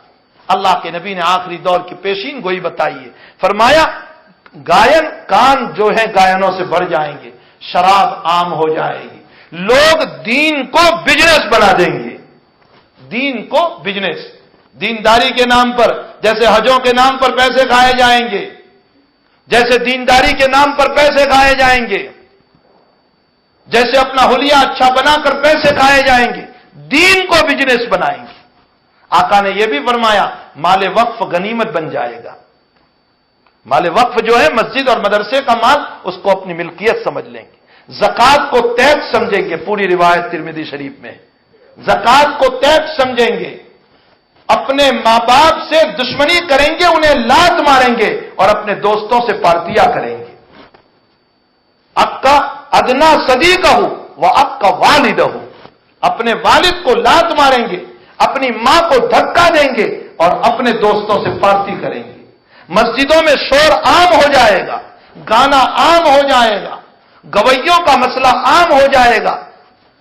14 نشانیاں بیان فرمائی اور اس کے بعد اخیر میں میرا نبی کہہ رہا ہے جب تم ان حالات کو دیکھ لو تو اب انتظار کرو زلزلوں کا، اللہ زلزلوں سے تمہیں ہلاک کرے گا، اللہ سرخ پتھروں سے تمہیں ہلاک کرے گا۔ ہمیں چاہیے کہ ہم وہ زندگی گزار کر جائیں کہ اللہ کے حق بھی ادا کر چکے ہو، بندوں کے حق بھی ادا کر چکے ہو، ہمارے پاس بھائی کسی کا نہ ہو۔ اللہ کے حق کو تو اللہ کسی طرح معاف کر دیتا ہے، وہ تو بڑا ہی وسیع رحمت والا ہے، وہ اپنے حقوق تو معاف کر دے گا، لیکن بندوں کے حقوق کا مسئلہ بہت ٹیڑھا ہے، یہ بہت ٹیڑھا مسئلہ ہے۔ کسی کا مال لیا واپس نہیں کیا، قرض لیا واپس نہیں کیا، یہ مسئلہ بہت ٹیڑھا ہے۔ اگر کسی کا ایک پیسہ بھی رہ گیا تو بہت بڑا مسئلہ ہمارے اوپر کھڑا ہو جائے گا، اللہ ہی ہم پر رحم فرمائے۔ اور حقوق العباد کا مسئلہ یہ ہے کہ اللہ قیامت کے دن یوں کہے گا جب تک میرا بندہ معاف نہیں کرتا میں کچھ نہیں کر سکتا، اور بندے کا حال یہ ہوگا کہ وہ ایک ایک نیکی کے لیے تڑپ رہا ہے، وہ کیوں معاف کرے گا؟ وہ تو یہی چاہے گا۔ اسی لیے میرے نبی نے فرمایا، بخاری شریف کی روایت ہے، بتاؤ میری امت کا مسکین کون، میری امت کا غریب کون؟ صحابہ نے فرمایا لا دراہم ولا دنانیر، جس کے پاس دراہم نہ ہو دنانیر نہ ہو وہ ہے مسکین۔ اللہ کے نبی نے فرمایا نہ، وہ مسکین نہیں، میری امت کا مسکین وہ ہے جو نمازوں کا بھی ڈھیر لے کر آیا ہوگا، روزوں کا بھی ڈھیر لے کر آیا ہوگا، زکاتوں کا بھی ڈھیر لے کر آیا ہوگا، حج کا بھی ڈھیر ہوگا، بہت ساری عبادت ہوگی، لیکن کسی کو گالی دی ہوگی، کسی کو الزام لگایا ہوگا، کسی کی غیبت کی ہوگی، کسی پر ظلم کیا ہوگا، کسی کا پیسہ ناحق لیا ہوگا۔ اب ہر ایک اللہ کے پاس آئیں گے، اللہ ہمارے حقوق باقی ہے، اللہ ہمارے حقوق باقی ہے۔ اللہ کہے گا لاؤ تیرے ثواب کو، سب ثواب عبادت کا تقسیم ہو جائے گا۔ ابھی بھی لوگ آتے رہیں گے، اللہ کہے گا اس کے پاس تو سب ختم ہو گیا، اب تمہیں کیا دوں؟ اللہ تو وہ بندے کیا کہیں گے؟ اللہ سے ضد کریں گے، نہیں اللہ ہمیں حق چاہیے، ہمارا معاف کرنے والا نہیں ہے۔ ارے جہاں بیوی اپنے شوہر کو معاف نہیں کرے گی پرایا کون معاف کرے گا؟ جہاں شوہر اپنی بیوی کو معاف نہیں کرے گا وہاں پرایا کون معاف کرے گا؟ اللہ کہے گا اس کے پاس تو کچھ نہیں رہا، سب تقسیم ہو گیا۔ وہ ضد پر آئیں گے تو اخیر میں اللہ کہے گا اچھا اس کے پاس ثواب نہیں ہے تو تمہارے گناہ اس کو دے دو۔ اب لوگوں کے گناہ اس پر ڈالے جائیں گے۔ اللہ کے نبی جب یہ حدیث بیان کر رہے ہیں، حضرت انس فرماتے آنکھوں سے آنسو بہ رہے تھے اور فرمایا میری امت کا یہ مسکین ہے جو ثواب کا ڈھیر لے کر آیا تھا اور گناہوں کا ڈھیر لے کر جہنم میں جائے گا۔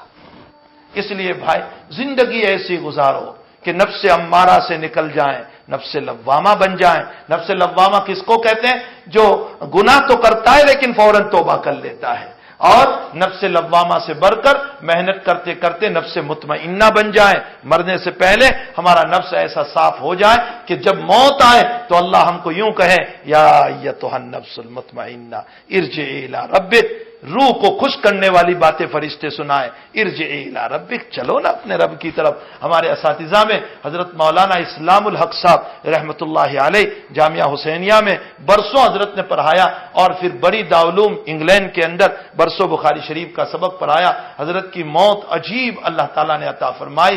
عمرے کے لیے تشریف لے گئے تھے، مسجد نبوی میں تہجد پڑھ رہے تھے اور 2 رکعت پڑھ لی تھی. تیسرے رکعت کے سجدے میں پہنچے اور سجدے ہی کی حالت میں روح پرواز کر گئی، اور آدھے گھنٹے تک سجدے ہی میں رہے، کسی کو پتہ ہی نہیں چلا.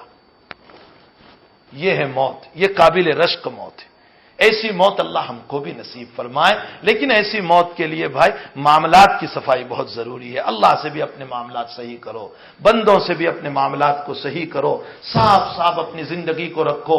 میں اکثر کہا کرتا ہوں کہ کسی کا مال ہم نے ڈھیر کا ڈھیر لے لیا، لیکن بے وقوف ہے وہ انسان کہ ڈھیر کا ڈھیر مال لے کر ہماری اولاد مزے کرے گی اس کو کھا کر، اور ہمیں قبر میں عذاب بھگتنا پڑے گا.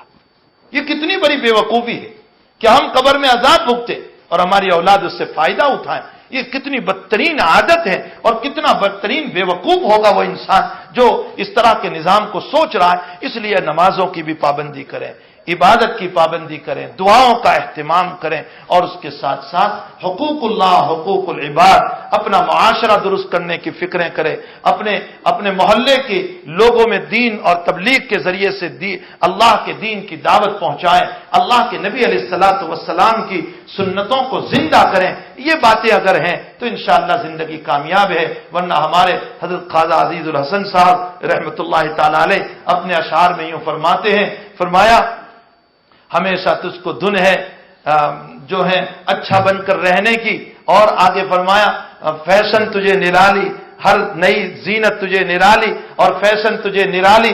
آگے فرمایا جگہ جی لگانے کی دنیا نہیں ہے، ہمیشہ یہ دنیا میں رہنا نہیں ہے. آگے فرماتے ہیں بچپن نے تجھ کو محبت سے پالا، جوانی نے تجھ کو پھر کیا کیا کھلایا، بڑھاپے نے پھر آ کے تجھ کو ستایا، اجل نے تو تیرا خاتمہ ہی کر دیا. اور آگے فرماتے ہیں پیارے جب تجھے مرنا ہی ہے تو پھر اس دنیا سے کیوں وہ جی لگا کر تو اللہ اور بندوں کے حقوق کو ادا نہیں کر رہا ہے. جگہ جی لگانے کی دنیا نہیں ہے، ہمیشہ اس دنیا میں رہنا نہیں ہے. ہمیں چاہیے کہ ہم اپنی زندگی کو پاک صاف بنائیں. مرحومہ کی برکت سے یہ چند باتیں ہو گئی ہے. اللہ اصل تو جانے والے تو چلے گئے دنیا سے، ہمیں اپنی زندگی بنانے کی فکر کرنا چاہیے. اللہ کے حبیب سے ایک صحابی آئے، فرمایا یا رسول اللہ صلی اللہ علیہ وسلم قیامت کے دن آپ تو بہت اونچے لوگوں میں ہوں گے، ہم کہاں ملیں گے آپ کو؟ آپ تو بہت اونچے لوگوں میں، یہاں تو ہم آپ کے ساتھ مل بھی لیتے، وہاں کیا ہوگا؟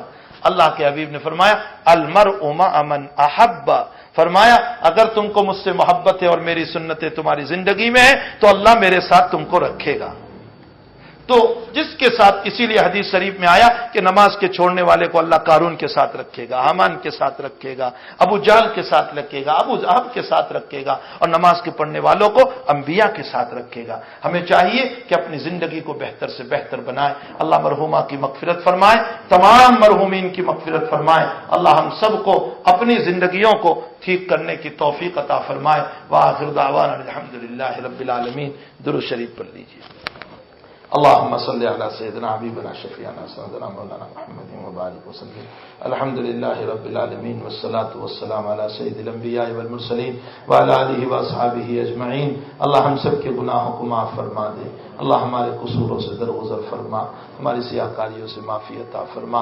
اے اللہ جو حجاج حج کے لیے روانہ ہو رہے ہیں ان کے روانہ ہونے کو قبول فرما. اے اللہ ان کو راستے کی عافیت نصیب فرما.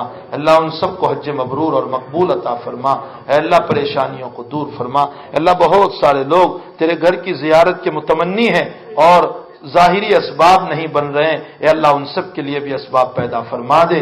اللہ ان کے لیے راستے آسان فرما دے. اللہ تیرے گھر کی زیارت سے سب کو مالا مال فرما دے. اے مسبب الاسباب تو بالکل سبب کا محتاج نہیں ہے.